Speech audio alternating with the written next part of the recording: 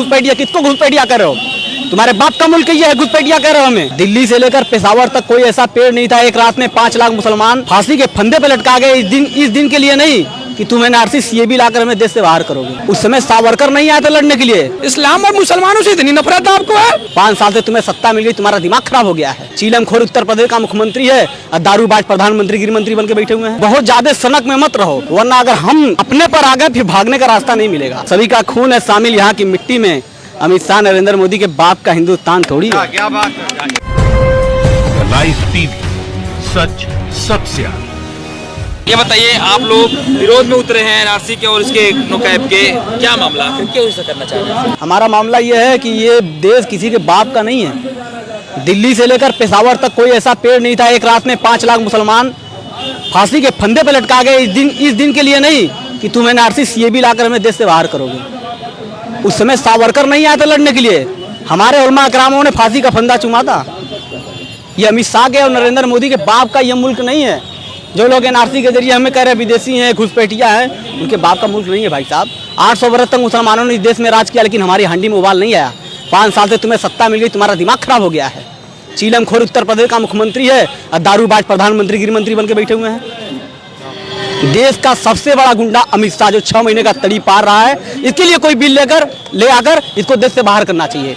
रीना ठाकुर को देश से बाहर करना चाहिए। प्रदीप जोशी को देश से बाहर करना चाहिए, जो देश की संस्कृति को बिगाड़ रहे हैं, लगातार बिगाड़ रहे हैं। और देश का प्रधानमंत्री तो जान ही रहे 3000 लोगों का हत्यारा है। ऐसे लोगों से क्या उम्मीद कर दे। लेकिन बस एक ही संदेश देना चाहते हैं कि बहुत ज्यादा सनक में मत रहो, वरना अगर हम अपने पर आ गए फिर भागने का रास्ता नहीं मिलेगा। अंग्रेजों ने क्या किया था मालूम है ना?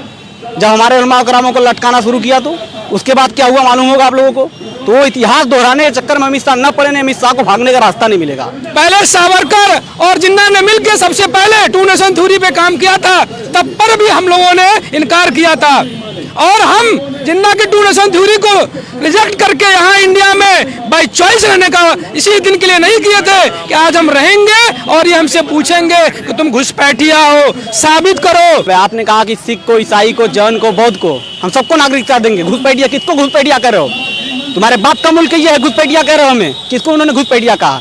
वो साबित करे ये चीज। हम कह रहे हैं उन्होंने हम ही को कहा है, और कहेंगे तो सुनेंगे। साबित करके दिखाइए। राहत इंदौरी साहब की वो लाइन है ना, अगर खिलाफ होने तो जान थोड़ी है, ये सब धुआं है, कोई आसमान थोड़ी है।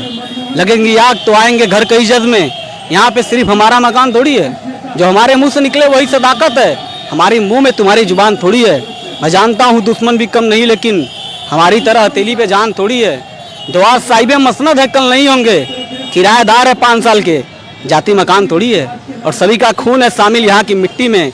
अमित शाह नरेंद्र मोदी के बाप का हिंदुस्तान थोड़ी है। क्या बात है। सवाल ये है कि लोकतंत्र में हम इन मंत्री, विधायकों, सांसदों को चुन के भेजते हैं इसी दिन के लिए कि वो हमसे कहेंगे कि ये प्रमाणित करो कि तुम इस देश के निवासी हो कि नहीं हो। हमसे पूछेंगे, अरे हमको तो इनसे पूछना चाहिए, हम इनको चुन के भेजे हैं कि ये काम कर रहे हैं कि नहीं कर रहे हैं। ये हमसे पूछ रहे हैं कि तुम यहाँ के निवासी हो कि नहीं हो, इस बात को प्रमाणित करो। आज एनआरसी लाकर जो लोग हमको दिखा रहे हैं, लाल लाल आंखें अपनी दिखा रहे हैं, उनसे बता देना चाहते हैं कि हमने 1947 में जिन्ना के पैगाम को ठुकरा दिया था। मौलाना अबुल कलाम आज़ाद दिल्ली की जामा मस्जिद की सीढ़ियों पे चीख कर कह रहे थे, मुसलमानों कहाँ जा रहे इस मुल्क छोड़कर, ये तुम्हारे बाप दादाओं का मुल्क है। ये ताजमहल की हुस्न तुम्हें चीख कर चिल्ला रही है, कुतुब मीनार की बुलंदियाँ तुमसे कह रही तुम्हारे बाप दादाओं के मुल्क मत छोड़ के जाओ। ये ताजमहल, लाल किला, कुतुब मीनार, ये किसका है? अमित शाह के बाप का है। इन्होंने क्या बनाया यहाँ पे? यहाँ खाली मंदिर की बात करेंगे, मंदिर भी नहीं बनाएंगे। अब मंदिर के लिए झगड़ा हो रहा है, इन्होंने तो वहाँ पे तबरका पैदा कर दिया। पहले हिंदू मुसलमान का झगड़ा था, हिंदू में लड़ाई करा दी इन लोगों ने। तो इनका काम है लड़ाना भिड़ाना, मारो काटो राज करो। इस्लाम और मुसलमानों से इतनी नफरत आपको है? हम लोगों से पूछना चाहेंगे, ये बनारस है, ये बनारस बिस्मिल्लाह खां, पंडित छन्नू मिश्रा जैसे लोगों की बनारस है, जहाँ गंगा जमुना तहजीब रूप दिखता है।